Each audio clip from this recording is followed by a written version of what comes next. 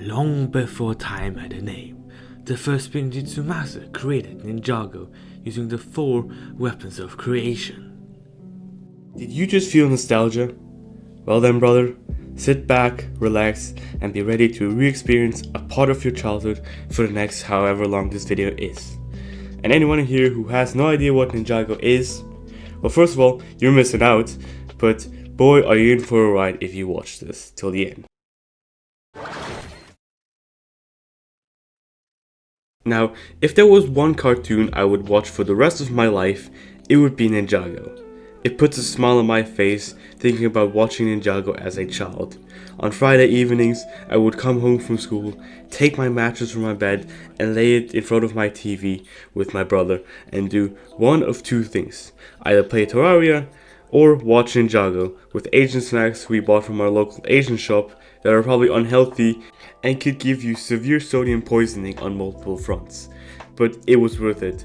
The bond I made with my brother and the enjoyment I got, life was at its peak back then.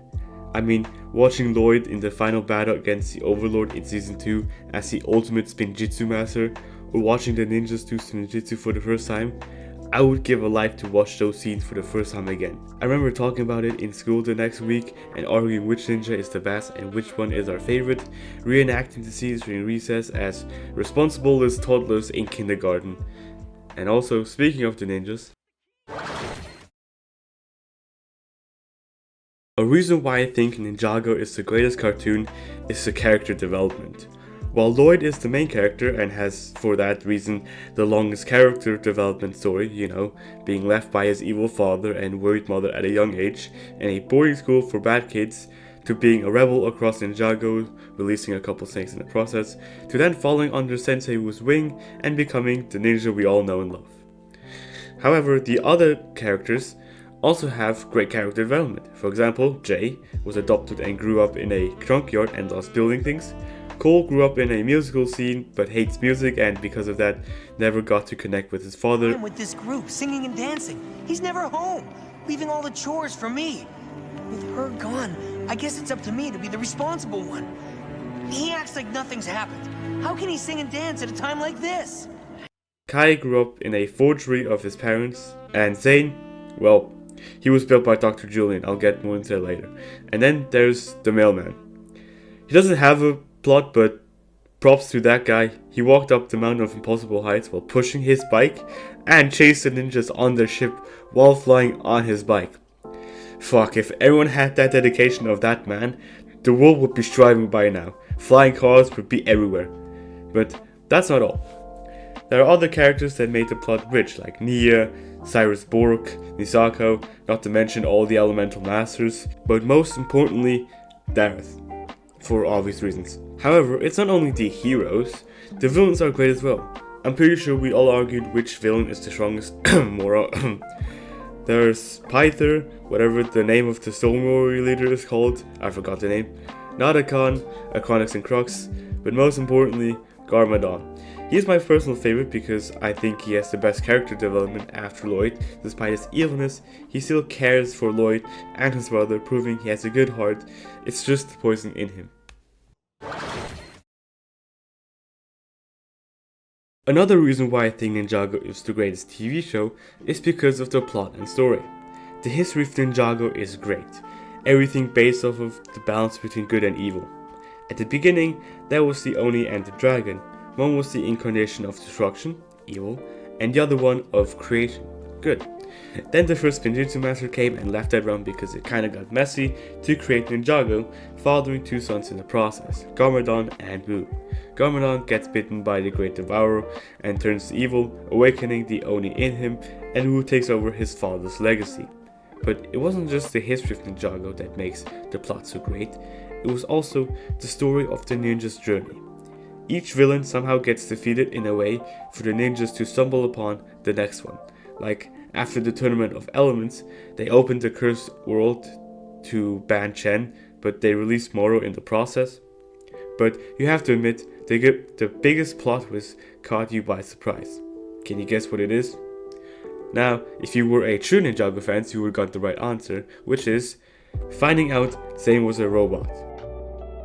This led him to finding his true potential in an emotion-packing scene. And speaking of which, there's a saying, every man crowd watching Ninjago. Okay, just kidding, I made that up while writing the script. But Ninjago is packed with emotions. Some good like happiness, unity among people, victory, and some bad like betrayal and loss of legends. One underrated one is when Garmadon saved Lloyd during the battle for the third Fangblade. That scene made me tear up now that I'm older because it reminds me of my little time I still have left with my father. But that one scene when it comes to emotions in Ninjago is in Season 3 at the second final battle against the Overlord where Zane sacrificed himself. Every true Ninjago fan can agree with this. And I'd argue that is the best piece of cinematography of all time. I'm talking better than Titanic, better than Dunkirk and Darkest Hour, and certainly better than Star Wars. The only two shows in my opinion that can beat Ninjago is either Rush Hour or Cars. Anyway, back to the scene. I remember it was like yesterday.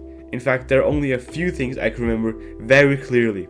And those are like my first day at school, my first time flying in a plane, my first time eating KFC, and my first time watching that scene. Oh my god. I'm telling you, the music, the sound effect, the words that were coming out of Zane's mouth, everything was perfect. I remember at this second, I felt tears running down my left cheek.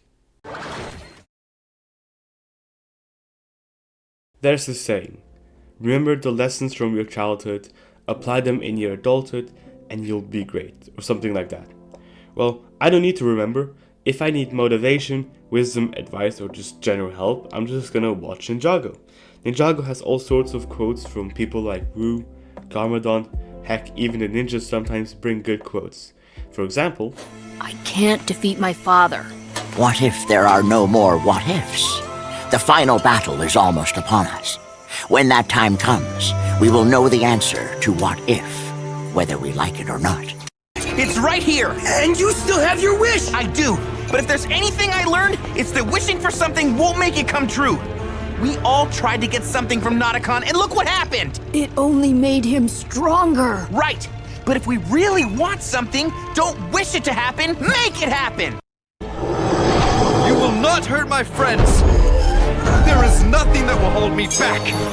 I know who I am! This isn't about numbers! It's about family. I am a Ninjroid, and Ninja never quit!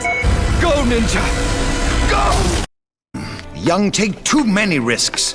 They should listen to their fathers. Without risk, they'll never know how far they'll truly go.